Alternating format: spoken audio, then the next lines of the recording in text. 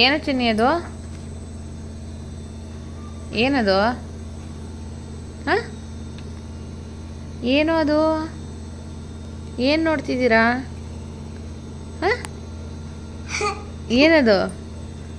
ಹಾಂ, ಏನದು? ಹಾಂ, ಏನದು ಹೇಳಿ? ಏನದು? ಹೌದಾ, ಯಾವ ಪುಸ್ತಕ ಅದು? ಹೌದಾ, ವಿವೇಕಾನಂದರು ಏನಂತ ಹೇಳವ್ರೆ? ಹಾಂ, ಏನಂತ? ಹೌದಾ, ಅದು ಹೇಳಿ ಎದ್ದೇಳಿ ಗುರಿ ಮುಟ್ಟುವ ತನಕ ನಿಲ್ಲದಿರಿ ಅಂತ. ಆಯ್ತಾ?